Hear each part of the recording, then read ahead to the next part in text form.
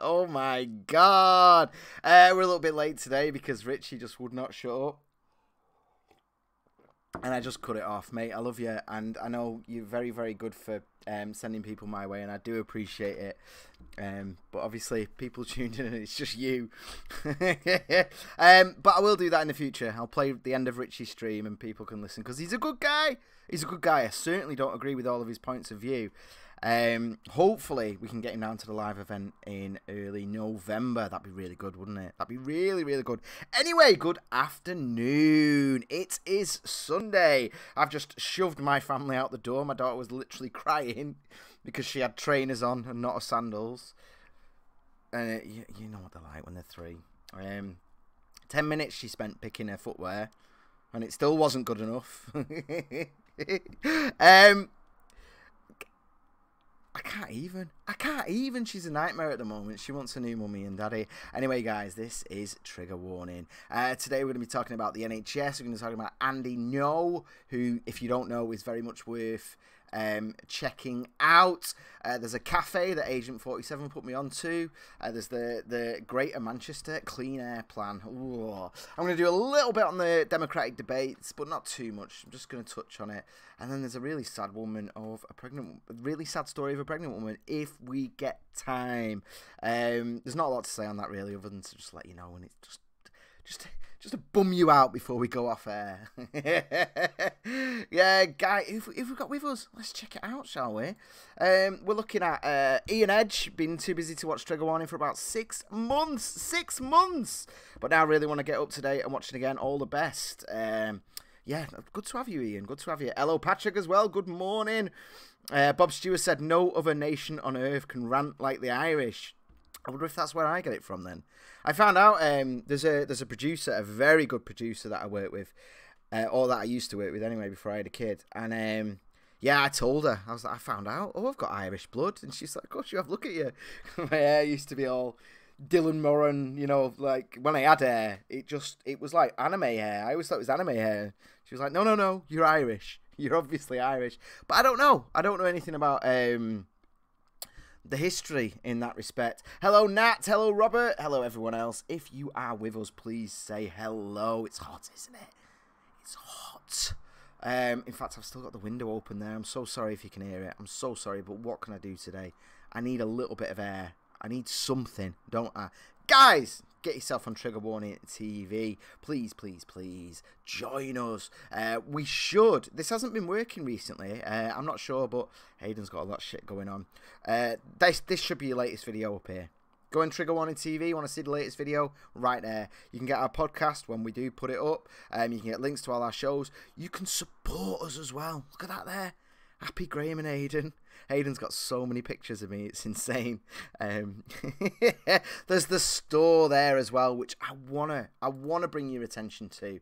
I'm not sure if this is fully working yet, but oh, it's not even loading up, is it? Bloody hell. You can buy the merch. Obviously, my favourite, the Mr. Unicorn, Your Next shirts. We've got Kim Jong-lol, all the rest of it. We've got the mega hat, mugs. But you can also just click on Become a Supporter as well, which is phenomenal. So if you do want to drop us £1 upwards, you can just go there and become a Trigger Warning supporter. Now, the cool thing about this is, if you join up Trigger Warning TV, because obviously there's a social media in there as part of it, when you become a Trigger Warning supporter, it's linked, it's all connected, so you become a special person. And everyone knows there's, you know, we'll have a mark next to your name and everything that you are better than everyone else, essentially, because you sign up that way. And hopefully, eventually, it will replace Patreon. But at the moment, we've had a little bit of an issue with PayPal. There's a weird thing with PayPal where if you go on our PayPal link in the description, you can set up recurring things, and some of you have. Some of you are amazing and you've done that. But when it's paying for a product, PayPal get all weird and make you jump through all these strange hoops. So even though like your Netflix or other things might go out monthly via PayPal, they're not letting us do that just yet for some reason. It's very, very odd. But it is there. If you do want to use it and you do want to support us in a selfless way, you can do it. But obviously get the merch as well. You can still go on Gear Press. You can still go on Streamlabs. You can still go on Super Chats if that's what you want to do. Everything's fine. Guys, if you are in the chat and you are watching live, please let me know what you want to talk about. Anything, nothing is off limits, unless it's something that I've hammered on about loads and loads in the past. If I've not got something new to say, I'll just direct you to the old video. Robert said Hillary Clinton will buy her from you if you want, but trust me, she'll get better. Oh God, Jesus, man, we're going there already, are we? No, I wouldn't sell my daughter for anything. I love her so much, man. She gives me so much joy, and I know that parents always complain about the sort of not being able to. I mean, she wakes me up. She woke me up at 1 a.m. the other day, asking for a sandwich, and I was like, really? And I said no. I said, you can have a slice of apple or something. I'm not making a bloody sandwich. And then when I said no, she went to wake her mum up, and I lost my rag at her. I said, she's got a tablet, you know, these Amazon things. I said, if you go and wake your mum up, your tablet is going in the bin. And she was like, Mummy, I want Mummy. I was like, I don't care. Guys, thanks so much for your shares already. Michael's dropped us a share. Martin as well. He's also given us a thumbs up, as has Richie Allen. Thank you so much for the shout out and the retweet, Richie Allen. You are awesome. Right, let's get started, shall we? Because this really, really clicked on me. And this first story is really indicative of like the social media age. And I mean, we've always only read headlines, haven't we? That's always been a thing. But obviously it's exaggerated now. And so I love it when people put out fake stories, like how, you know, there's a meteor going to wipe out the earth in 2 weeks' time and stuff, and just to get people panicking. But if you click on it, it goes, no, that's not real. We just wanted to see. Or the first 2 paragraphs are the story, because most people don't read beyond that. They just reaffirm their beliefs and go like that. And here is an amazing one that points that out. And it's like the whole thing at the moment with all these doctors getting together and voting to say that upfront charges for the NHS are racist. That's what they said, racist. That's the world we live in right now. Obviously nonsense. But you need to have a conversation to get to the bottom of that, don't you? You know, you can't, yeah, because it's like, well, other people, they're from they're other races, and if you're denying them care, and it's like, well, yeah, if you're going to put it like that, that's true. But here we go. I've got the Guardian up because it's always good to get the most sympathetic slant. There's no point reading the Daily Mail and going, yes. Let's take apart the most sympathetic slant that we've got here. Scrap upfront NHS charges for migrants, says BMA. This is the big one. There's like 150,000 doctors are a member of this. Here we go. Policy has resulted in deaths and been heavily criticised by MPs and health charities. Interesting. At this point, where is opinion? Where is opinion? Because that is a statement of fact, which is an opinion. Because you could just as easily argue that having... I mean, look at it this way, right? In terms of migration to this country, every year, for the last 20 years, every year we have had the Windrush generation come here. You know the Windrush generation, that big thing that happened over 22 years, where 500,000 people came here, and it was a big thing, and it still gets talked about for all the wrong reasons. And they integrated. There was problems and all the rest of it, but they did integrate, and it was wonderful, and they helped rebuild the country after World War II. Now, that was a big deal. It was huge. It was talked about, it was thought about, it was debated. 500,000 people came over a period of 20 years. Now, we get that every single year now. Every year.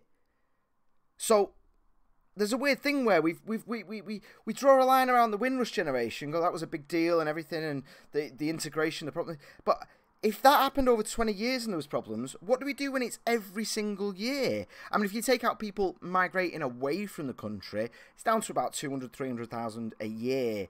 But that's still 500,000 people coming in every single year who haven't paid into the system. Now, obviously, people who have paid into the system are leaving, 200,000, but that's still 300,000 people a year.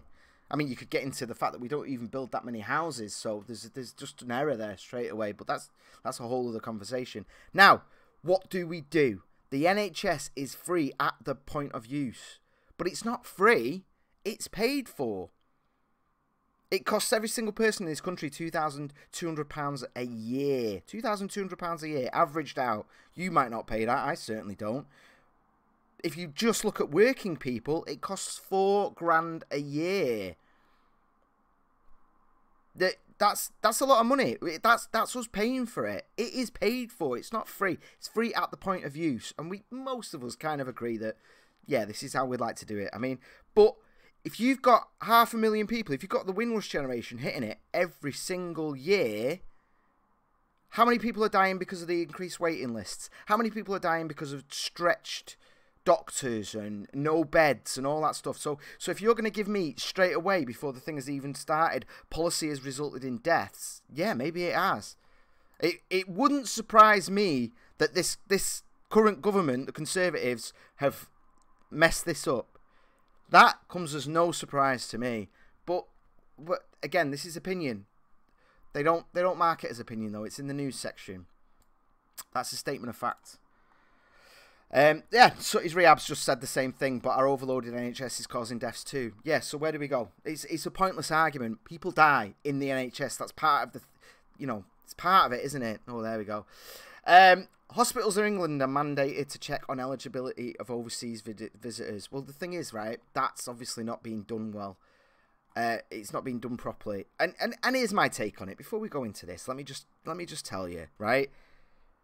Emergency care should be dealt with always. Of course, man. Jesus. Like, no matter where you're from or anything, if you've broke your leg or something, that I don't necessarily like the American system where you're in the ambulance and apparently they're asking for ID and all the rest of it. I would prefer that there was some decency and some care and all the rest of it. Of course, just that basic, like we all agree to take the hit. Some kids on holiday here, and you'd have to assume they had insurance. They bloody should do. That's the point. But if some kid breaks their leg on a whatever and they get taken to hospital, you don't want to just look after him. And I think we can, almost all of us can agree on that, can't we? Just get them fixed up. We'll worry about the insurance later. We'll do all that later. Let's just get them sorted out. But the other thing, though, is, and I've already opened this link, actually, so if we just skip down to here, this is back to the story. The BMA's demand follows mounting criticisms of the rules for stopping undocumented migrants. What the fuck is undocumented migrants? Is that illegal immigrants? I mean, from accessing care they need because they cannot pay fees in advance. Now, I used to have a thing with this as well when I worked in human trafficking. The victims of human trafficking, the system is so fucking wrong. So it doesn't blame me for this, but my point of view from my thing, some of them have been here for 20 years, kept as slaves, worked, growing weed, making vodka, fixing roads, all sorts of horrible stuff. But they worked and they were fed and they had that thing.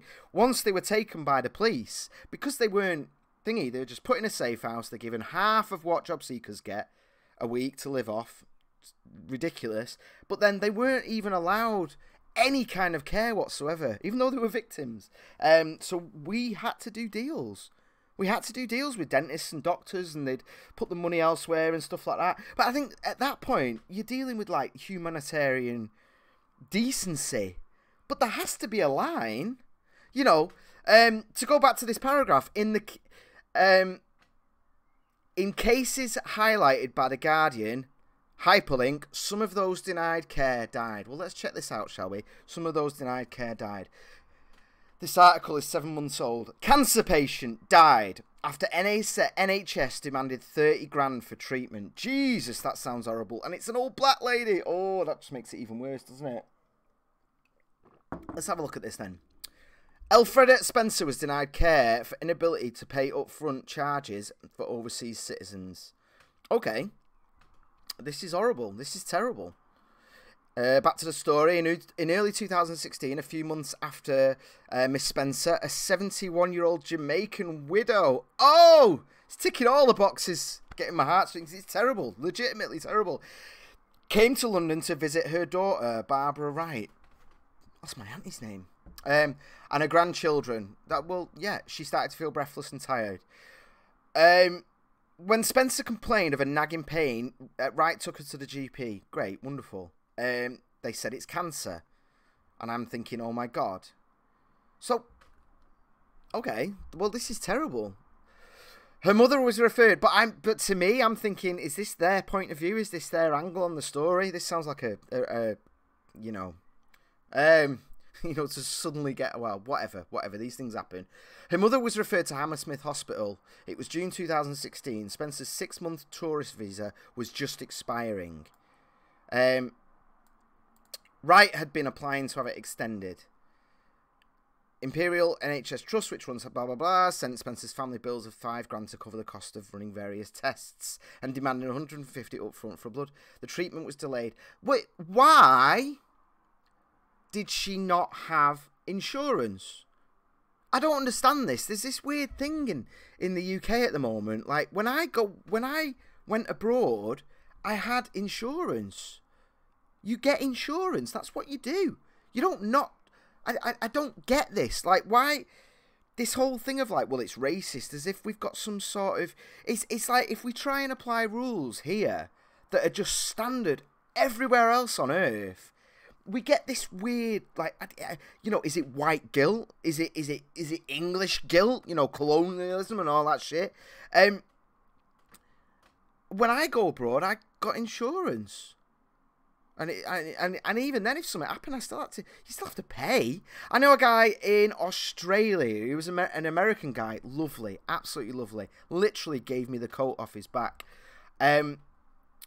He got in an accident. I'm not going to go into details. Respect for him or whatever. But he had brain damage. He had to have an operation. It was a serious accident. And his debt was somewhere in the line of $30,000. It was a similar story to this. But he didn't have insurance. They took his passport off him. He was fucked.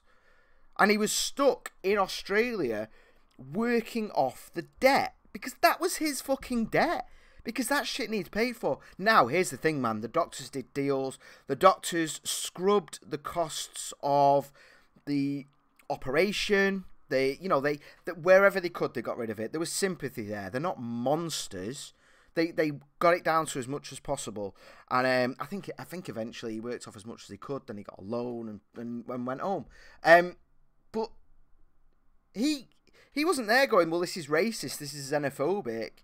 He was there saying, I came here with no insurance, like an idiot, and now now I owe loads of money. It wasn't racist. Australia wasn't being prejudiced against him. Shit needs to be paid for. If you're 71 and you just turn up in the UK. Now here's the thing, on an individual level, reading her individual story, my gut feeling is, get her the treatment. Just get her better. Get her a bed. Get her the treatment. She's an old lady. And on an individual level, that's how you have to look at it. You'd be a monster not to. But ultimately, if she's 71 and she's never paid into the fucking system, if you times that by 500,000 people a year, we can have it both ways. Either we have free at the point of use, or we just let anyone come here and use it. There needs to be something. But to then label it as racist, how is it racist? The colour of your skin has nothing to do with it.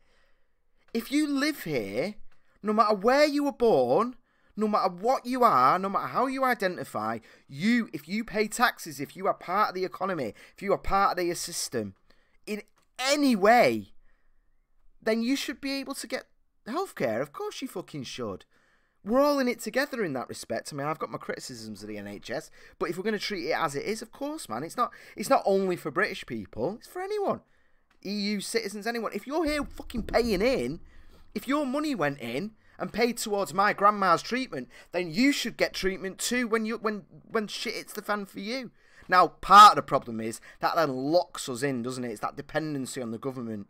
You've been paying your national insurance your whole life.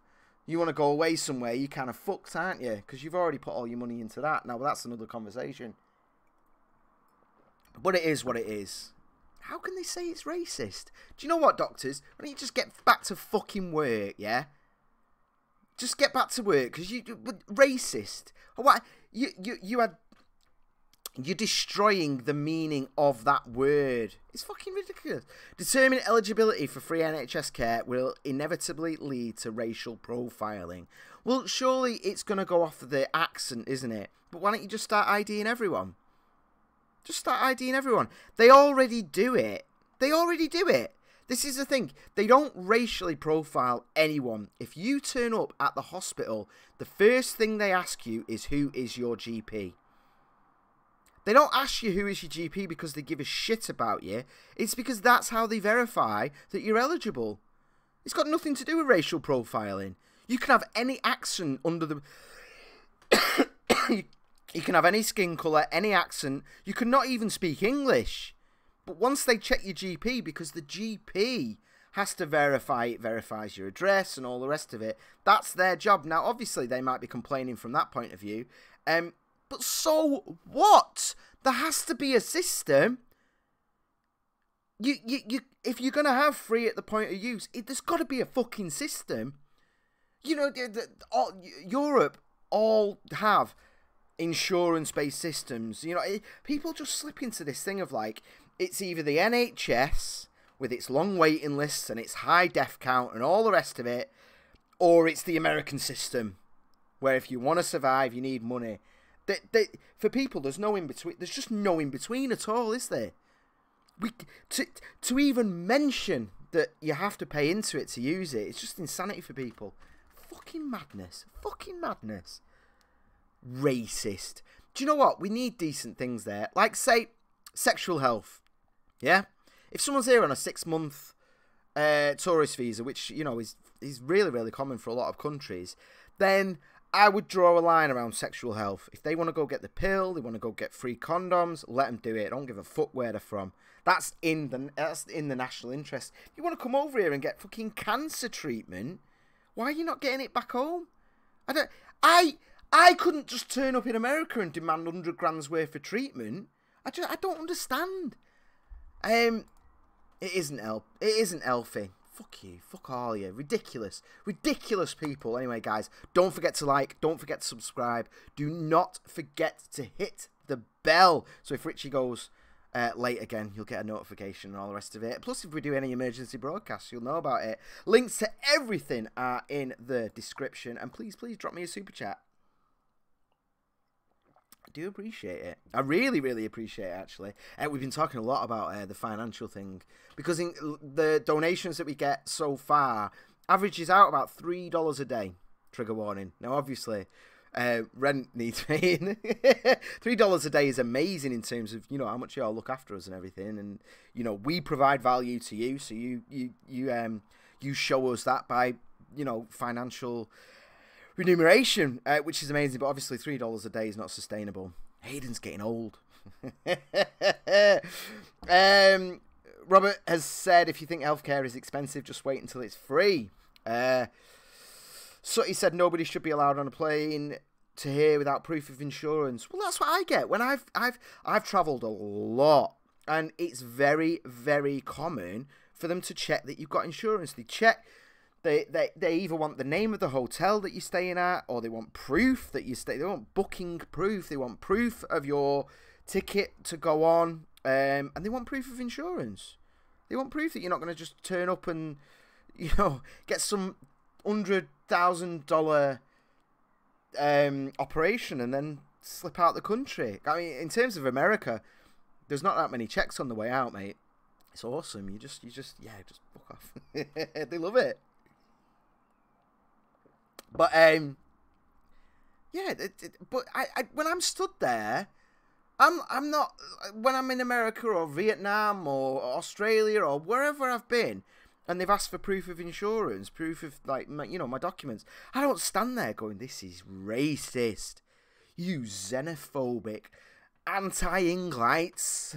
It's like, no.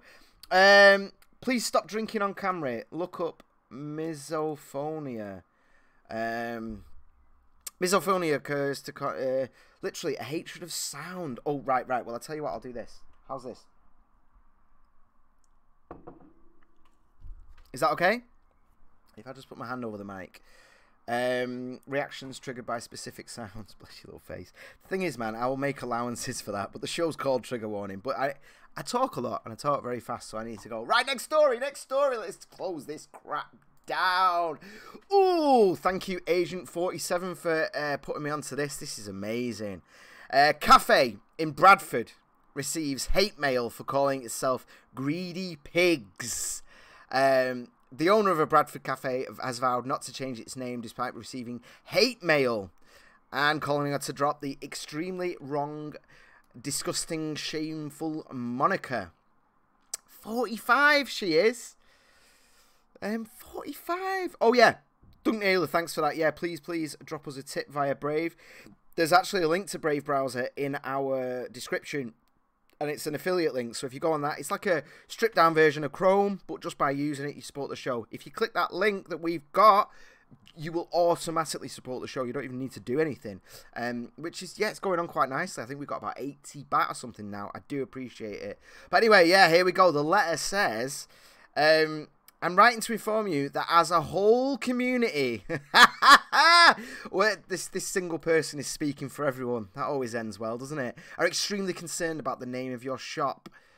The name Greedy Pigs is extremely wrong, disgusting, shameful and offensive to passers-by in the community. I tell you what, go fuck yourself. Go fuck yourself. When I walk down the street and I see a guy selling the Socialist Worker, I find that wrong, disgusting, shameful and offensive. Am I going to stop him? Am I going to try and get on him? When I see the Scientology place offering those free tests, I find that wrong, disgusting, shameful and offensive. But you know what, man? It's a free country, or at least it's supposed to be. Who the fuck are you to tell someone? If you don't like it, don't eat there. Please immediately change the name of the shop to something that's not. There's no need to call it Greedy Pigs. There's no need. There's no need to do anything. Back to the thing. Use common sense. That's not how you should be naming a shop. Go fuck yourself, authoritarian arseholes.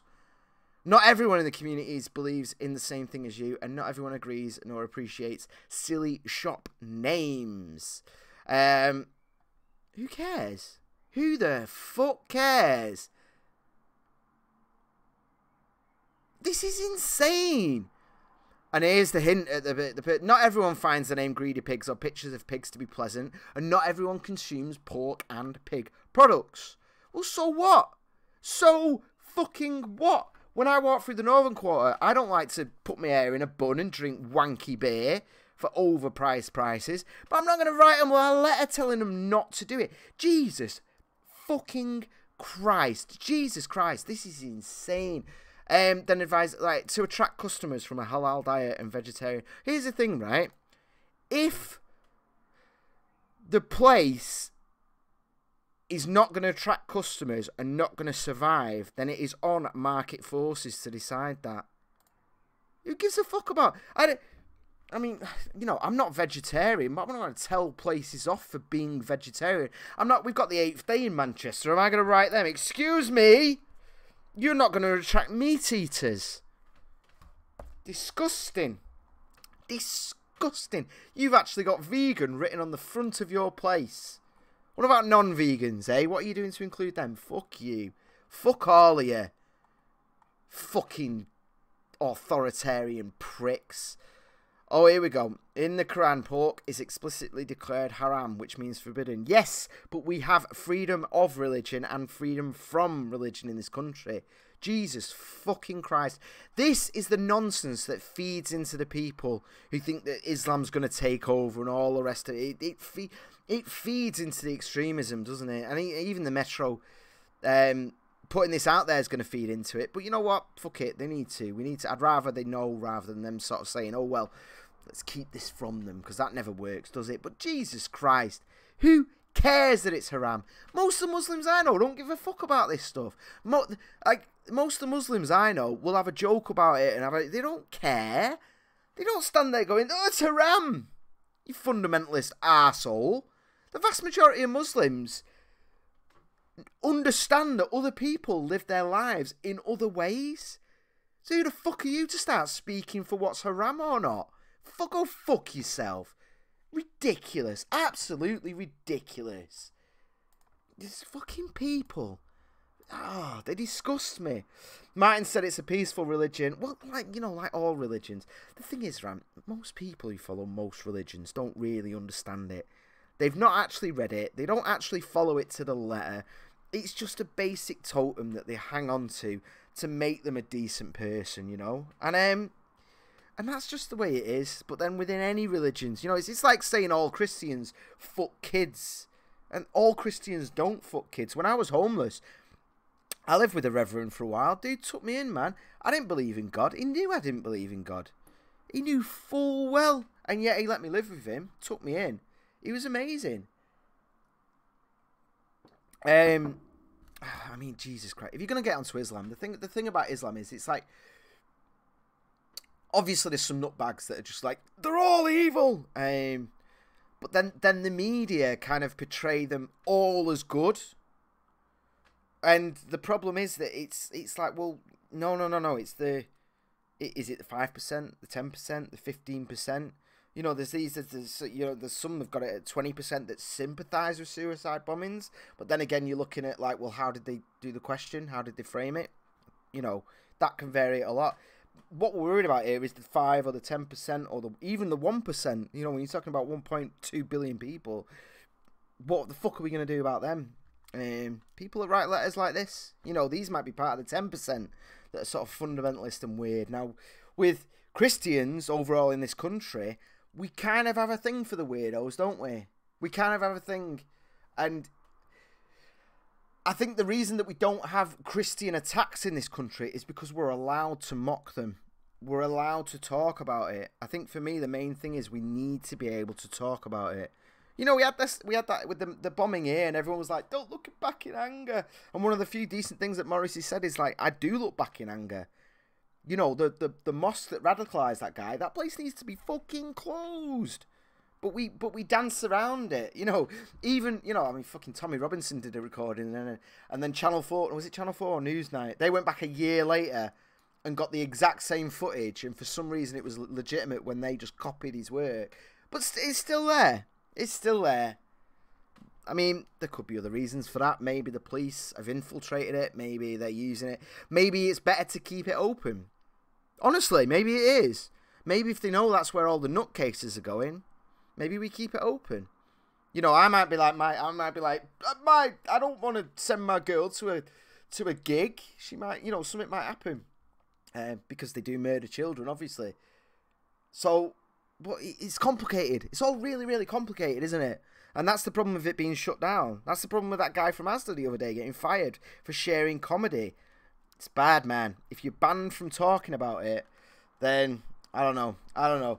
Eric says the Islamic terror attacks are all engineered psyops done by secret intelligence operators. All right, of course they are, mate. Of course they are. Or maybe some people are just fucking stupid, eh? You know, most people who believe in social justice, they're fine. They're just good people, and they genuinely want things to be better. But there's a few fundamentals. He's saying that about woke. You know, woke people. Woke is a religion, and its mantra is anti-racism. That's what it worships. It worships anti-racism, and most of them are fine. Some of them are a bit weird, and it's the same. It's the same as anything. Same with Islam. It's always the same thing. You're going to tar them all, it ruins the conversation. It ruins the nuance. If woke's a religion, we need to know what to do about the fundamentalists. The people who are setting off bombs. The people who are attacking old people in the street and all the rest of it. The people who are cutting off children's penises. What do we do about that?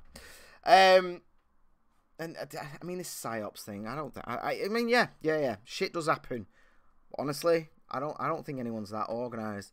But yeah, I hope this woman's okay. Because this is really bad, man. This isn't good. The West Yorkshire Police spokesman said a hate incident has been recorded in relation to... hate incident. I was the victim of a hate incident the other day. It doesn't mean anything. Guys, I know you have, but please, like, comment, share, hit the bell. I know you've heard it before. I know most of you have, but if you haven't, please do. Please do. Join us, especially hit the bell, because YouTube is screwing suggestions right now. Their arse has fallen out of it completely. It used to be our subscribe to non-subscribe was like 50-50, and that's because we were being... Sorry, I drank again. That's because, well, dude, you know what? What the fuck am I supposed to do, mate? I'm fucking talking here, aren't I? I mean, what am I supposed to do? I'll try and remember, but ultimately, what can I do? Some people might be triggered by hats or collars or, you know, I'll try. I'll try my best, okay? But, you know, Andy Ngo. This guy, I love Andy. You may have known him from a report. Pro News presenters don't drink, but gives a fuck, man. I'm not here presenting. I'm having a conversation with you. I'm not reading off an auto cue. But yeah, Andy Ngo, he did this amazing thing where he came to London, and it was against the sort of multicultural element of it, and he went to areas of London that are just straight up like not English anymore. The signs aren't English or anything. And he wrote an article about it. And one of the points that people mocked him for was the fact that people didn't make eye contact. And it was funny because what was actually an interesting perspective from the outside, everyone went, well, Londoners never look at one another. And it's like, well, so therefore everything you said is invalid. Everything you said is BS. What can we do? But yeah, so that he did drop the ball a little bit there. He probably should have got someone local to proofread it for him, and he didn't. But you know, these things happen. Nobody is perfect. But his reporting in Portland is phenomenal. He organised the James Damore event. The first person, you know, the first time James Damore spoke after he was treated so badly by Google, which actually put me on to Peter Boghossian and Helen Pluckrose, who are phenomenal thinkers. They did So-Called Squared. You have to look that up. And again, what he does is he is a reporter and he reports.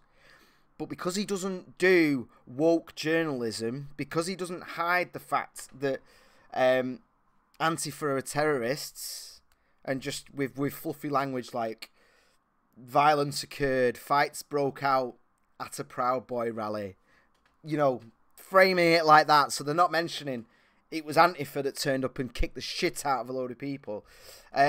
Yeah, because he doesn't do that, because he just straight up live streams from events and does the videos unedited and all that, they hate him. They absolutely hate him. He's the victim. He's gay, so he's the victim of racial homophobia, all from the left. You know, there's this weird self-assurance with left-wing people, and I find it really, really odd. Well, they're like, well, I'm not a conservative because I'm not racist. I mean, I'm not a conservative either, but they're like, but that's their thing. Well, I'm not racist like them, and it's like, mate, have you not actually seen it? That dude, Andrew Combs or whatever, that was speaking out about reparations. The amount of left-wing people that were calling him a coon, it was insane. And they're all like, so there's this weird block within the minds. And yeah, he did this here. Last night, protesters tried to shut down an event at UBC featuring a trans speaker critical of trans ideology. A trans person who's critical of trans ideology. Oh my God. Oh my God. Well, obviously, Andy Ngo is an enemy of the people. Students in some facility had demanded event be cancelled. Why? Why? One masked woman was detained and began screaming and crying on camera. These people are fascists. They are trying to shut down debate. They are trying to shut down journalism. Look at him. As a queer woman of colour, I don't give a fuck what you are, love. As a queer woman of colour, so what? I feel violated. So fucking what? What's this stay in your lane bullshit? It's ridiculous, man. I don't give a fuck what you are. What does it matter? I feel violated. Go home. I feel danger on my own campus. Well, you know what? Then get help. Because you are mentally ill, love. Antifa tried to shut down the event featuring a trans speaker. Yeah, he's already said that. The fire alarm was pulled and disruptors pounded on windows. Because they are fascists. Because they are authoritarians. Because they demand that you go into their way of thinking. They demand there's no debate. Because as The Guardian pointed out the other day, some debates have been done.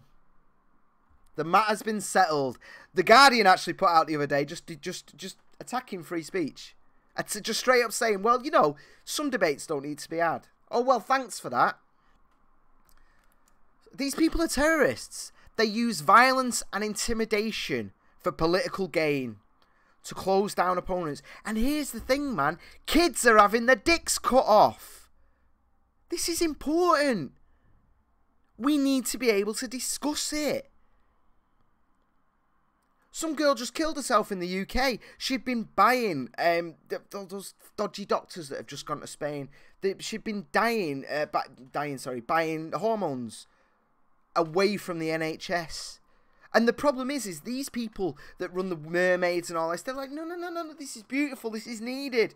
And it's like, well, why are they still killing themselves even though they transition? Why are you shutting down any kind of conversation about trans people who regret it?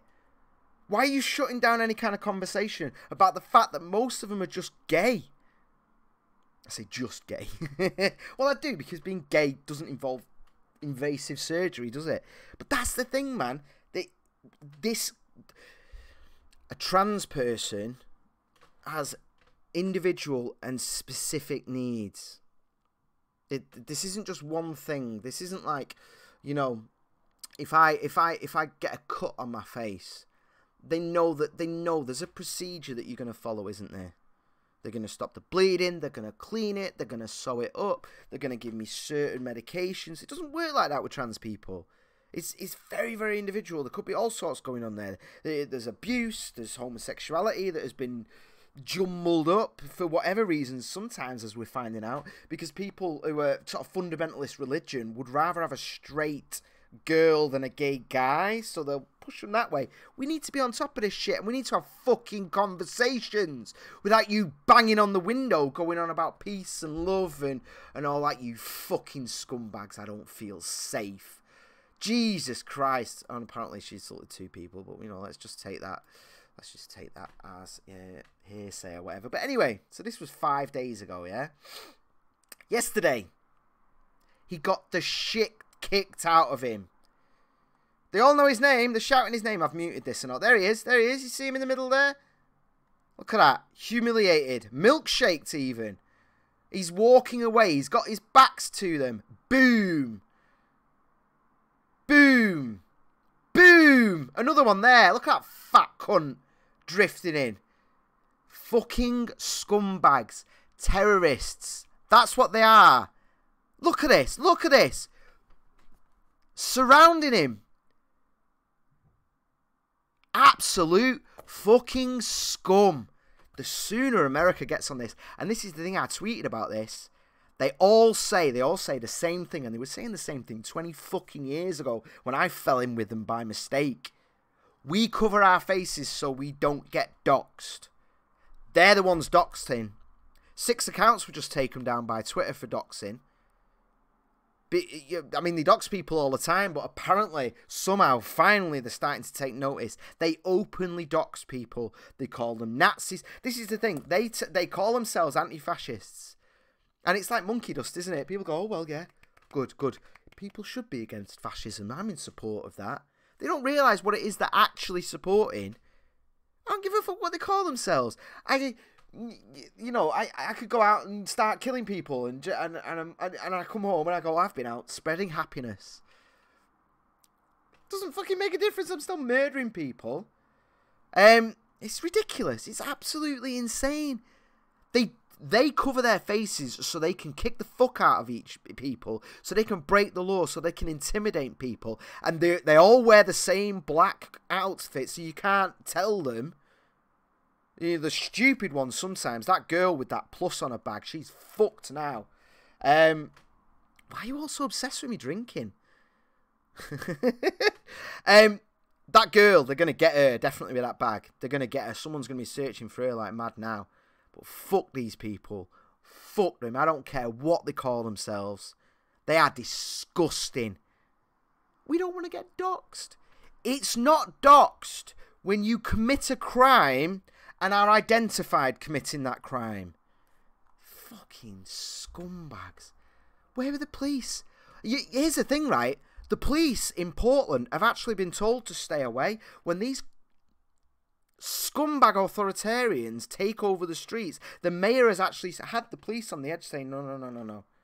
And then they go into the camps, they find needles, drugs, piss, feces everywhere. Because these animals who are standing there saying, these are our streets, how much fucking tax have you paid for those streets, eh? Why don't you clean, if those are your streets, why don't you clean them, eh? Why don't you take care of them? This fucking milkshaking bullshit. Honestly. Disgusting. Disgraceful. Unbelievable. Really annoyed me that. Guys, I'm not going to talk about too much about the DNC debates other than that they were pathetic. It was ridiculous. It was just that the Democrats are going so far left. It's insane now. They're going off the page. No borders and all that. And then the big mistake they made was all of them putting up their hands for Medicare for undocumented people, illegal immigrants, basically. There's a lot of Americans who just went, but I'm struggling with healthcare. I'm here paying taxes and I'm struggling. I'm struggling to get my family covered. And you're just saying that you're going to... you just want to give it to all illegals. I mean, there's arguments one way or the other, because you would say if they need emergency care, the same as I said earlier with the NHS, then, you know, you've got to give them emergency care, haven't you? But full-on Medicaid, Medicare, fucking hell, man, that's a bit much, isn't it? But, you know, and to me, they're just boring. I know they're trying to play to the base, but the thing is, everything they're saying now is going to be repeated by Trump once it's a head-to-head. Everything's going to be brought up, and middle-of-the-road Americans, they're just going to be like, what the fuck, man? And all that shit about, like, anti-Trump. People don't vote on the back of that. I mean, some people will, but not enough to win it. You know, the millions of people who voted Obama... How are you going to... they voted Obama twice and then voted for Trump. How are you going to get them back? The millions of people who didn't really give a shit 2016, they didn't like either of them. But now the economy is doing well. There's jobs everywhere. There's more jobs than there are people in America at the moment. Wages are going up. You know, those people now that are going, well, you know, he's a dick, but it's not like he's knocking on my door calling me names. So they're going to vote for Trump this time around. And all the Democrats are doing are going, Trump has to go. It's not going to work. But here's the one thing, man. Yang claims microphone was off unless called on during debate. Now, Andrew Yang, if you don't know, he's the UBI guy. He wants to give everyone $1,000 a month. I don't really agree with it, but I like the fact that he's bringing up important things to do with automation and all the rest of it. And he's very well researched, he's very knowledgeable, it's very interesting. Now, he only had like 2 minutes and 56 talking time, and the CNN are so scummy, so scumming. Andrew Yang claimed on Friday that his microphone during the debate, right, here's the thing with CNN, right, okay, Caroline Kelly from CNN, he claims his microphone was off, right? So before you publish this story, why don't you go and check? Why don't you go and look at the several videos that show him talking with nothing coming out? That show him talking and people next to him turning to listen, but the audience at home didn't hear anything. Why don't you look at that? Rather than claim, right? This is the thing. What's that old story? If you're a journalist, if one person tells you it's raining and the other person tells you it's not your job to present both those things. It's your job to look out the fucking window and find out if it's raining or not. Andrew Yang's made this claim. Why don't you find out? Why don't we fucking find out? And here's the thing here, actually. It is. You can see it with your own eyes. I'm not going to play it because they've just been pulling channels down for doing it. But there was the thing here. CNN got NBC spokesman to say, at no point during the debate was any candidate's microphone turned off or muted. Very specific choice of words there, because these are scumbag journalists. They didn't turn his mic off. Okay, I believe you. They didn't mute it. Okay, I believe you. But did they do the same thing that I do when I'm doing the audio on a Thursday? I never mute me and Cherry. I never turn us off completely. Turning off is turning off the lights. Muting is bringing all the way down. No, I tell a lie. I mute it now and again, occasionally, if I'm having a coughing fit or something. But I bring us down to like very, very low. You basically can't hear us. If Aiden says something funny and we both laugh, you're going to catch a bit of that. You know, you get that kind of ambience or whatever. So they've been very, very sneaky here with what they've said. At no point did they mute it, but did they reduce it to almost nothing? Almost muted? They've very carefully not done that. They've not confirmed that it was an even level. Go watch the videos for yourself. Fucking disgusting. Andrew Yang was the number one trending on Twitter before the debates and after the debates.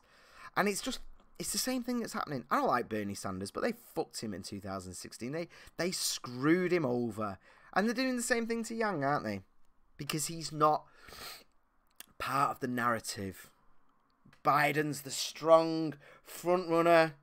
And then Kamala Harris is going to come in and just pip him, take him down, and that's the narrative that they're going with. That's the narrative they've created. Harris is coming up. Yang doesn't fit into that. So just bring his mic down. Bring the lower tier people down. Let the Kamala Harris slowly overtake Biden narrative play out, because she will beat Donald Trump. I don't think she will, but there we go. Disgusting, though. Disgusting. Right, let's check the chat. The real measure, this is Mode, says the real measure of the advancement of society is how many thrive without having jobs. Automate everything and abolish the monetary system. I agree with you in the long run, but you can't force that. Sutties has said, whilst the ones with jobs don't thrive, a host can only support finite parasites. I mean, that's the thing, man. Like, you know, if you want to live in this country, I speak for this country, if you want to be a benefits cheat, you're not really that much of a drain on society. You're not. Really. We are wealthy and we can get by on it. And ultimately, it's not a very happy life. It's not very comfortable.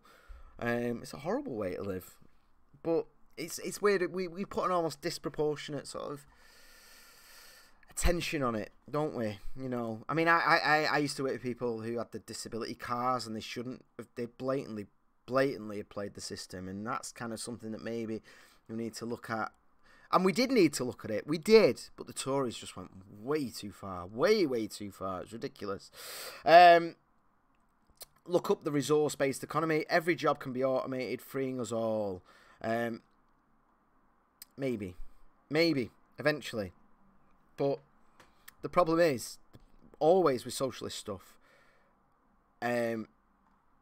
is you'll get fucked by the other countries. If the UK went this way, we went full socialist, full UBI, all the rest of it, we would destroy any kind of competitive advantage we've got.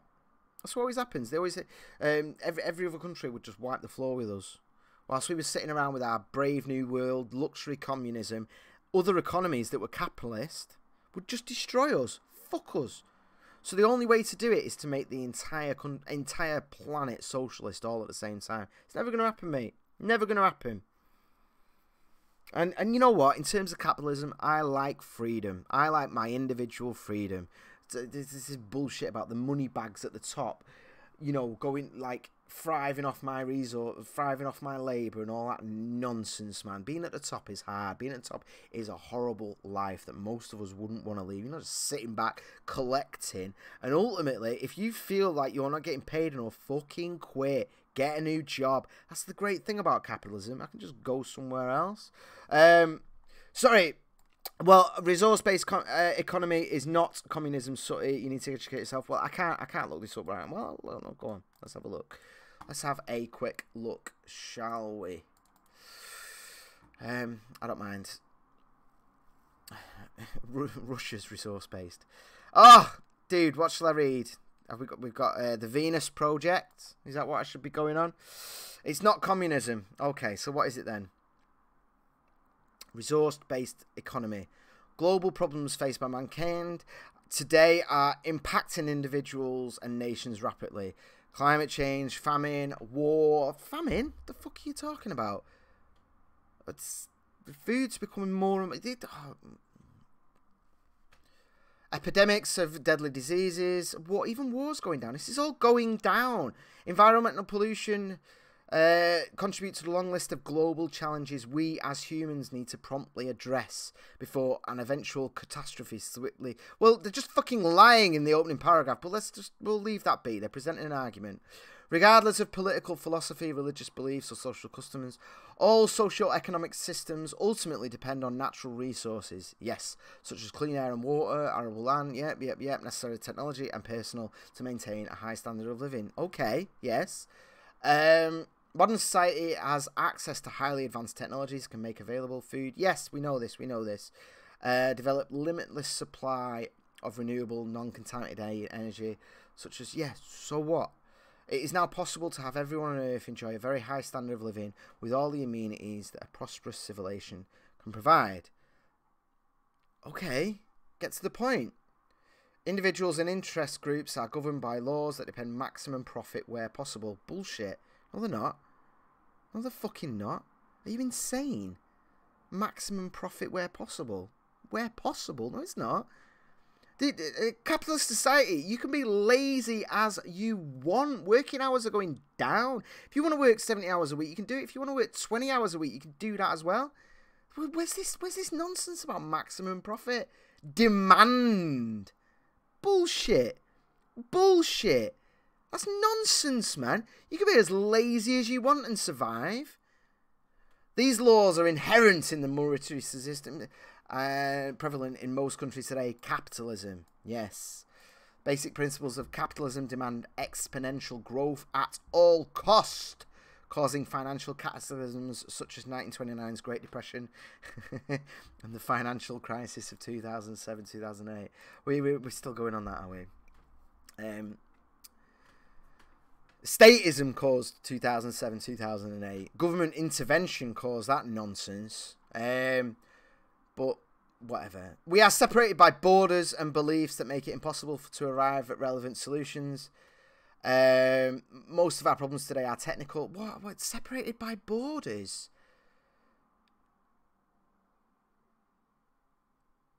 The Venus Project proposes a holistic approach with a global social economic system that utilizes most current...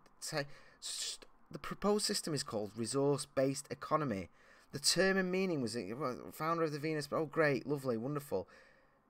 All goods and services are available to all people without the means of exchange, such as... That's fucking communism!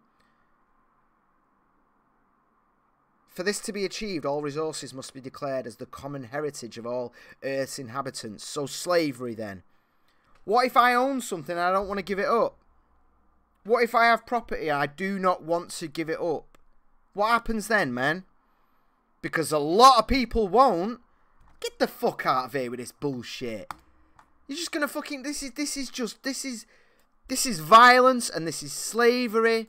All resources must be declared as the common heritage. Who declares that? And how the fuck do we put... Jesus Christ. Go fuck yourself, Venus Project. Rewriting communism as just fluffy language. Jesus, it's like putting... It's like rewriting slavery as... No. I'm sorry that you fell for that, but I'm not falling for that bullshit, mate. Go on, Mode. Tell me how that is different to communism. Tell me how. Or even socialism. It's not violence. It's not slavery. So what happens when I don't want to give up my property to the global... Whatever the fuck it's called. Resource-based economy. What happens to me when I say no? Hey? What happens to me when I say no?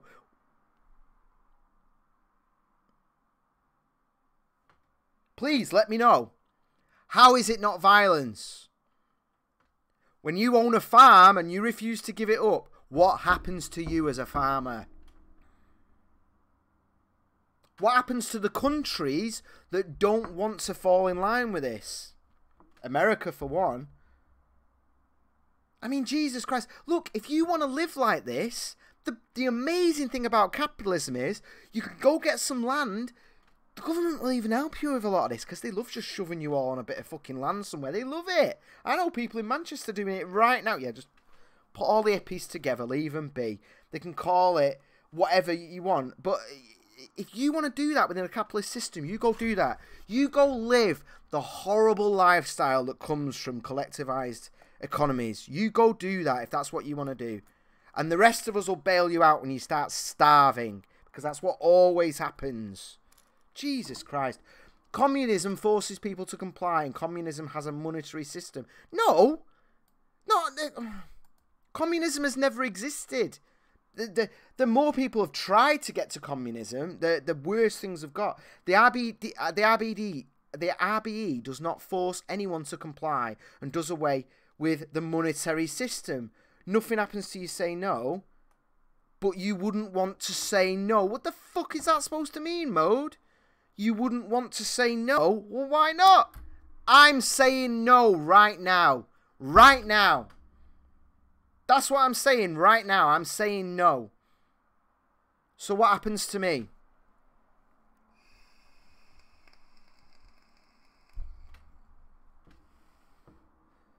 This is the thing. This is where it always goes to with this sort of argument. You can rewrite communism however you want. But what happens to me? Oh, you wouldn't want to say no. What happens when I do, though? Is all my money taken off me? Is all my property taken off me? Fucking ridiculous. How do people in 2019 still fall for this bullshit? I have no idea. I have no fucking clue. And I tell you what, this brings me nicely onto our next story. Because here's the thing about these people at the top that, community leaders, let's call it that. Or, well, we all vote in and all that shit. And it's like, well, what happens when all these people vote for me to just, fucking ridiculous. What about all those doctors that just voted saying it's racist, tangibly nonsense? Let's go back to Mode again. You wouldn't want to say no because RBA is a much better way to live as a society. You would eventually realise the RBA is in your best interests. But I'm still saying no. I'm still saying no. So what happens to me then? Tell me what happens when I say no. You're just being argumentative for the sake of it, Graham. Also, you don't know what RBE is. Yes, but how many people will do that? Because they value their own liberty. Because they don't want to trust benevolent people, because they are fully aware that even though the first person in charge of it all might be amazing, but the next person that gets in charge of all this phenomenal power and has to decide who gets what is corrupted. And what happens in 50 years, in 100 years? I am still saying no. What happens to me? Tell me what happens to me, please. I'd love to know. We've got it here. Greater Manchester Council.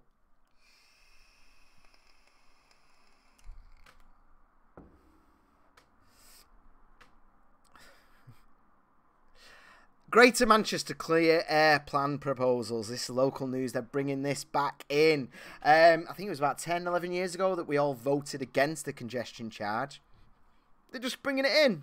If you look at the data, congestion charge, 2003 it was it London, 2003? Hasn't changed anything. Extinction Rebellion are still there. They're still saying in February or whatever it is every year. But it didn't do a fucking thing. It's just a tax. Just a fucking tax on people who drive. An extra tax. And they're trying to bring it in again. Greater Manchester is working hard to tackle air pollution. Wonderful. Let's see what the link says. What we're doing. Blah, blah, blah, blah, blah. Making a difference. The new Metrolink tram lines. Yep, that's great. Although they're just destroying forests without any things. Doing a cycling infrastructure, great, love it. Already offers 300 public charging points, set to be expanding soon with plans to double the number. Great, wonderful. Bus priority package, wonderful, wonderful, wonderful, wonderful, wonderful. Great. Who cares? So you're already doing all this stuff. So why do we need to do more, eh? It's working, seems to me, on a purely personal level without going into the data. Manchester feels cleaner than it used to be. Definitely, there's certain parts of the city centre now where I really notice it because that's not been sorted out yet. The government has instructed Greater Manchester and many other areas to develop clean air plans to bring levels of NO2 on local roads within legal limits as soon as possible. So, Greater Manchester is now working to produce a single approach for the whole region. We've considered a wide range of measures. Blah, blah, blah, blah, blah. Read on. So, we're proposing a number of government-funded schemes to help Greater Manchester HGV, bus, coach, taxi, private hire vehicle operators and businesses to upgrade to cleaner vehicles. 59 million for HGVs, 28 million, blah, blah, blah, blah, blah. So they're going to give money. Where's that money coming from, though? Why do this? Why do that? We can't even collect our bins, and we're looking at giving out 100 plus million to modernise. Where's that money coming from? Is it going to be a congestion charge with a different name? Did we all vote and say no on something? And yet, oddly enough for this government, they're saying, you got the wrong answer there. So we're just going to bring it in. The government has said that we need to consider introducing clean air zones.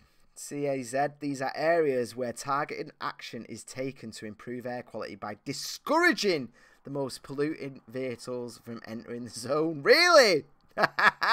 No vehicle is banned from the CAZ, but vehicles which do not have clean enough engines would have to pay a daily penalty. Right, here we go. It's what it always comes down to, doesn't it? A load of middle-class wankers sitting there. I know they voted against the congestion charge because it's going to hurt the poor the hardest. But let's just bring it in again. You got a shitty car and you can't afford to get an electric one. I'd love an electric car. What is it, 70 grand or something? But then I think on average in America, if you've got an electric car, in a year and a half, the average cost is about $100, $150. That's it. And that's because they rotate their tyres. You're not filling it up anymore because you drive to work, fill it up at work, charge it at work with the public stations, and that's enough to keep you going. People don't spend any money on it. Fucking amazing. Fucking amazing. How are you going to get more people in electric cars? By charging a levy on the people who can't afford them. How does that work? That's insane. We tax something when we want to stop it. We tax cigarettes. We tax alcohol. We tax sugar. So, you know what you want to do if you want to encourage something? Tax breaks. You make it easier. You make it cheaper. Don't just get rid of taxes on electric cars. Give people a tax break for it off their overall thing for the year. What's that going to do?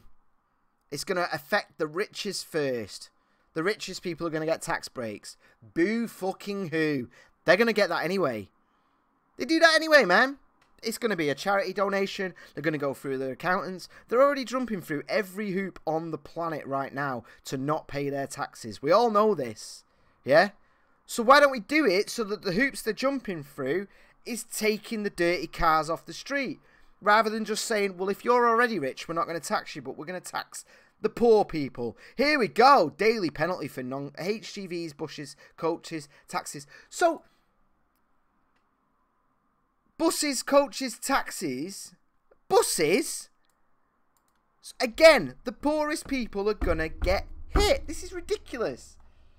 These people are fucking insane. £100 a day. $7.50 a day. This just goes on to me. They're not gonna fucking, that cost just gets passed on to me. Absolute tools. We're proposing a range of supporting measures to help Greater Manchester people and businesses clean this owns. Funding and support to help Greater Manchester move to electric vehicles. Alright, you're going to put more ports in there. But what, again, this is what I say. Yeah? fucking, you incompetent freaks. We're gonna tax the shit, and it's gonna hit the poorest the hardest, as usual. And then we're gonna benevolently, apart from buying ourselves iPads and building a brand new office when there was no need for one at all, we're then gonna benevolently build some more charging ports for the electric car people. You know, so you just, the rich are already doing well out of this nonsense. It's the same thing always. And you know the best thing to do? The charges for businesses in the city centre are phenomenal, and they go up every year, every bloody year. The taxes for employees go up every year. They just rinse it, and places close, and they close, and they close, and as they close, they just put up the rates even more, right? You say to a business, who, by the way, the bigger the business, the more they're going to be avoiding tax anyway, right? They're already avoiding the tax. So you say to them, you can legitimately avoid this tax if you build the charging points. If you pay for the bike lane, get them to pay for it. They're already avoiding it. They're already fucking us over. They're already not paying it. So incentivize the not paying it to benefit the community. Fucking hell. They literally can't pick up the bins in this city. How the fuck are they doing this? It's just not going to work. Disgusting. Disgusting. They've also, I've missed it on here because I read through this earlier, and they're also doing a thing where if you travel to if you work in the city centre, there'll be a tax on your car as well, regardless of what it is. Fucking ridiculous. Fucking ridiculous. Oh, and it doesn't work. Look at the charge. Look at the charge in London. Didn't do anything. It's still going up. Still going up. Ridiculous. There's still talk of this. What was it called? Resource-based economy in the chat. Replace what have we got? Replace cars, buses, and trucks with 24/7 on-demanded, fully automated, ultra-light monorail on electric. Simple solution. Yeah, I mean, better public transport is always good. The fact that there's bike lanes near me means that I use my bike a hell of a lot more. That's the thing. I have been incentivized because I feel safer. But it's so easy. You know, all these companies that have like rainbow flags in their thing, and they're like, we're so inclusive and we really care. There's a garden that I go to not too far from my house that every week has got companies sending people there. They have a day off work, they go there, they help build, and it's for the community and all that. They love it. They love to virtue signal. They love it. And it's part of the taxes for charity work and all that nonsense. They will proudly build charging centres. They will proudly build bike lanes or fund bike lanes. Co-op will put their sign on there with all their green. They always have some African farmer like that, like, because they pay him $1.50 an hour instead of $1, you know. So they're good people apparently. Get them to pay for it. Fucking poor. If you can't afford, if you're driving a shitty car, it's because you can't bloody afford it. Why would you want to put someone in an even more of a financial hole by charging them $7.50 a day? You're not creating solutions. You're just punishing. You just described what a commune ran by AI rather than people. Get what? This is Tuluvian, sorry. Guess what? Still a commune that will be affected by human nature. Children will want to leave. This is the thing with communism. This is it. I mean, our government can't even pick up the bins, and suddenly we're supposed to have a resource-based economy for the globe, which apparently I can just opt out of, but all my money and property will be useless everywhere. You still haven't answered that question. You still haven't got to the core of what happens when I say no. What happens when the billionaire says no, hey? No, I'm not doing it. I like my life. Fucking ridiculous, man. Absolutely ridiculous. And here's the thing. Communes on a very small level kind of sort of work. Everyone hates each other. It's a miserable, hard, horrible life. People are bastards. People are backstabbings. Because here's the thing, man. Humans are not perfect, and they never, ever will be. And the one and only thing that we can do to reduce the damage that greed and corruption does. The one and only thing that has ever worked is capitalism. Is everything perfect? No, it's not. There's still bad people who want to abuse, who want to exploit, yeah? But if the profit motive is there, that's the one and only thing that has ever worked, ever. And it is working. I just went on the thing for you. You do me a favour and go on something for me. Go on humanprogress.org. Is it .org? Just Google human progress, yeah? And look at, like, global education going through the roof. Go on global poverty just falling. The last 30 years, last 20 years have been amazing. Got the same nonsense. I mean, it's like the only thing, right? If I'm greedy, if I'm and everyone is, power corrupts, man. Everyone's selfish. I'm gonna choose my little girl over your little girl every day of the week. Every day of the week. I make no apologies for that. That's my little girl. Of course I'm going to pick her. And I would expect you to do the same thing. And how with all this commune, with the resource-based? What if there's one car? And I have to decide, does my daughter get it or your daughter get it? You can bet your bottom fucking dollar that she's getting it. And then what happens then? Extrapolate that over everything. Nah, fuck that shit, man. The profit motive is the only thing that keeps us even slightly decent. Bill Gates isn't the richest man at all. Well, he's not anymore. He's not the richest person or one of the richest people in existence, but certainly most successful businessman, because he evilly corrupted anything. It's because he made the world a better place. Ultimately, the profit motive, yes, there are some abuses within the system, but if you want to be a bad person, you can become a millionaire. If you want to be a billionaire, then you genuinely have to make the world a better place. You have to create the iPhone. You have to create Windows. You know, I mean, Jesus Christ, man, what has that done for networking? What has that done for...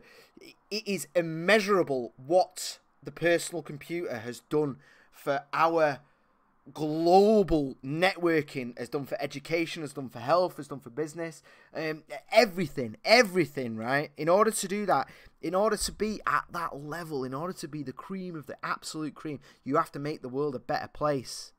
Even those horrible oil company people, even those evil people at Shell and BP and all that, have provided everything. Look at all this plastic. The ability to get things around, the ability to cheaply produce, the ability for those of us who are at the lowest point, the poor people, to live phenomenal lives. My daughter's Amazon Fire tablet, she is literally living the childhood that for me, in the 80s, was some richy rich, like, fantasy. It was insane. She literally, she can read 1,000 books. She's got 1,000 books right there in her hand.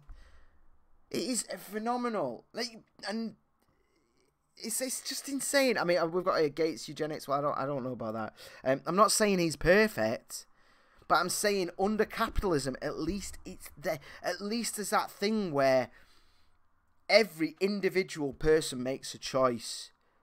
If a company is evil, or if a government is evil, if whoever's running the resource-based economy is evil. What do we do about that? What do we do about that? Honestly, we can't vote them out. Every time you buy something or don't buy something, you are voting for that. You are either letting it... It's the only way that's even close to a democratic, even close to respecting freedom, because every single one of us makes that choice. Oh, Amazon are evil. But we all use it because it's a phenomenal system. And, you know, there's some people crying and moaning about it. Or there's some people who just sell through Amazon now and make a fortune. Amazon makes no money off on an individual purchase level. They'll sell you a book. They'll make 1 or 2 cents off it. They'll make fuck all. It all goes to the person who wrote the book. But they work on such a scale now that 1 or 2 cents goes boom. Because it's better. It's better. Do you remember when you were little and you'd order something and it was like 6 to 8 weeks to arrive? Now I'm getting it the same day. It's better. No government would ever give you same-day delivery. No council, no resource-based nonsense would ever give you same-day delivery. Would ever enrich your life anywhere close to it. They can't even install the latest version of Windows. All fucking councils are using Windows XP or NT or whatever. They can't even handle that. And people want to trust these. I mean, Jesus Christ, they run the schools and the hospitals and they're shit. We want to give them more, do we? It's insane. It's insane. Capitalism is horrific. It's the best thing we've ever come up with by far. It's not even close. Amazon rips off authors and manufacturers. Okay, fair enough. Dunk Naylor said the final solution to freedom is leave this planet. Well, that's the other thing, don't they? When they talk about late stage capitalism, you're insane. You're insane. Go and look at the data. Go and look at the facts. And the more places that adopt capitalism, the better things get. The more places that have property rights, the more you give property rights to people, they're wealthy. And that's the thing with capitalism. People always say, oh, there's always some fat banker at the top reaping the rewards. It's not like that. Are you insane? The whole point of property rights is you own you as well. You own you. That's the thing. You do whatever the fuck you want with yourself. You want to own a factory? You want to own a factory? Go and do it. Is someone just going to drop the keys in your hand? How they fuck? Go and work. It's work. Life is hard. This planet is a phenomenally dangerous place. It's a hard place to live on. Yeah? But where we have capitalism, we're so fucking spoiled. It's so safe. It's so amazing that we hammer on about all this nonsense. It's crazy, man. Get on a plane. Go and find out what it's like when there's no capitalism. Go to North Korea. Go to fucking China. Go to fucking Venezuela.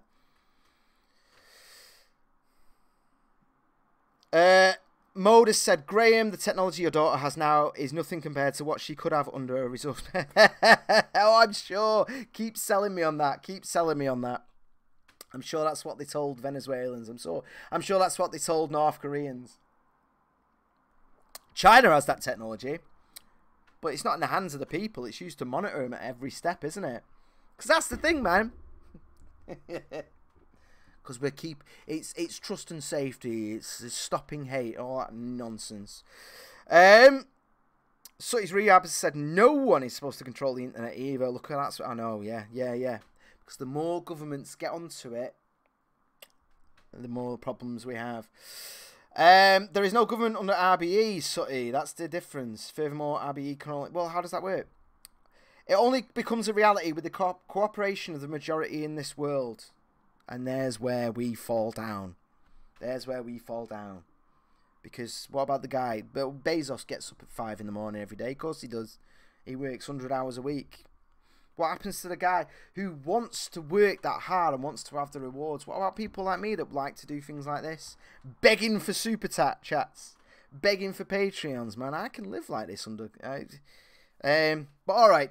Cool. Let's live in your Star Trek fantasy world where not a single person will take advantage. Not a single person will corrupt it. And you've still not answered about what happens when I say no. I've still not seen the answer to that. If you have done, then let me know. But you wouldn't want to say no. Yeah, Amazon's very good for butt plugs and otherwise. But yeah, still tell me what happens when I say no. Because I do, and I will. Right, I'm done with that. Done with the show, actually, I think. Yeah, I think I am. I think that's good.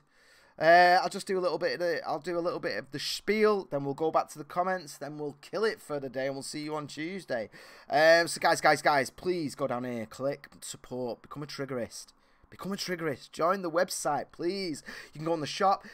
This don't be a sheep part. This is leading you to the part where if you want to create content via trigger warning. So if you want to use you know, our traffic to get your articles out there. You know, if you want to write an article about resource-based economy, if you want to do that, we will put it on the website. I think it's nonsense. But if you want to put that on Trigger Warning, you want to give that argument, you are welcome to it. There'll be comments. I'll be in the comments and I'll criticize it and I'll challenge it. But then again, you can then take your time and write a follow-up one. And the hope is that, you know, we can use our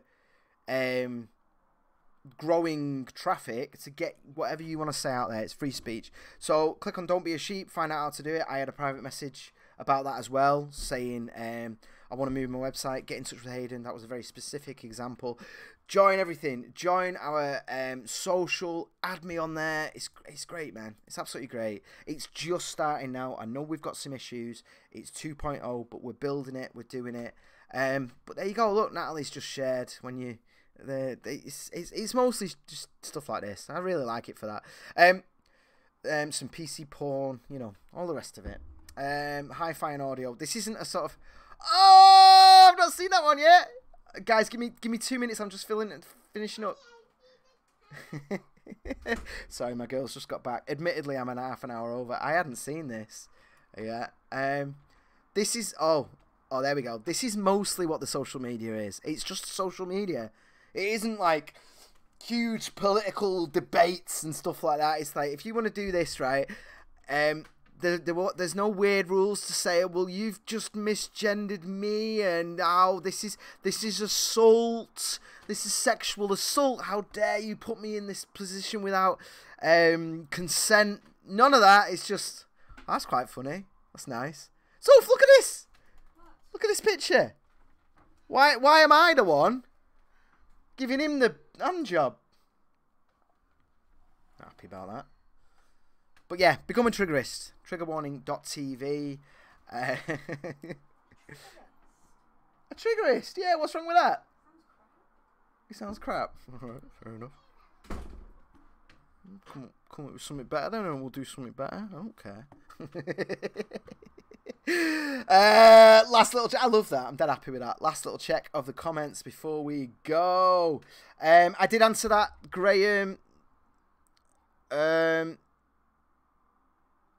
I didn't see the answer. I said that. You can write it in caps all you want, but all I saw was you wouldn't want to. That's not an answer.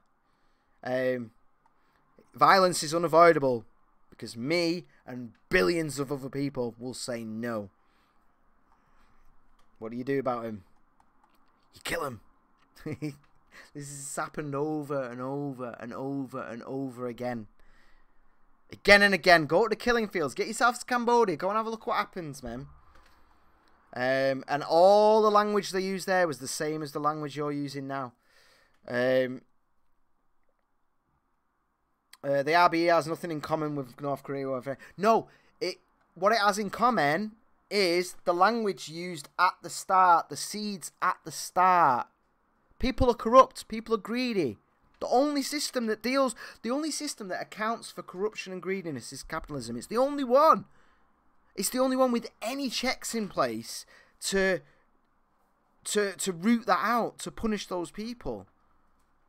But again, Martin Coombs said we are slave. So you're still pushing globalism. I mean, I'm not. It's another thing. Labour camps for non-compliance. Yeah, of course it is. Martin Coombs is a non-binary unicorn. Well, if you go on the triggerwarning.tv, you can select non-binary unicorn as your gender. We've got a wide selection of gender there. And if it's not there, ask Aidan and he'll add to it. Cambodia was a dictatorship. It wasn't at the start though. They all talk the way you're talking now. So he said, so I'm going into work tonight for the filming of The Task. Fast chance. I'm going into it for 2 months off next week. Cheers, Graham. Top show. Thanks, Bob. Thanks, everyone. Even Mode, thank you. Thank you for challenging me. I appreciate it. You're welcome. Please, you're more than welcome. Every week. If every single thing I'm saying is wrong, then let me know. Let's have a conversation about it.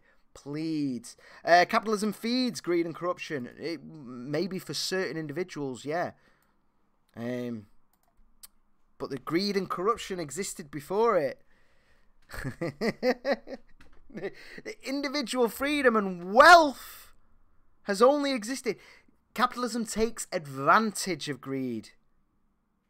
It can lead to crony capitalism. Well, that's a whole other thing there. For me, I think the government needs to... I mean, that's what I'll... go and watch our last podcast. Me and Aidan argued about that for an hour. Because he's going on about better regulations. As far as I'm concerned, the whole greed and corruption element means that you should keep government away as much as humanly possible. And my argument is that you can have things as a personal contract, but I'm not getting into that right now. But yeah, of course it has faults. Of course it has. Loads of terrible things happen. But you know, things like this with like Coca-Cola buying water, buying a lake. That happens because governments allow for it. That's the main problem, really, isn't it? I don't know. But yeah. But here we go. Moda said nothing. This is the last thing on this was it RBE thing? Nothing would happen to you if you say no. You would just be left to do what you want on your own. On my own.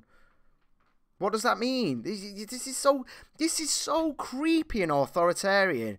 You're saying the nice part here about everything, this utopia. You can't even argue it without sounding like an authoritarian. On my own, so I just go off to die. Do I not get access to stuff? Medicine, internet. How does it work, mate? For the people who say no. When you all go off and you've got no money and you can all take what you want, how does it work when I say no?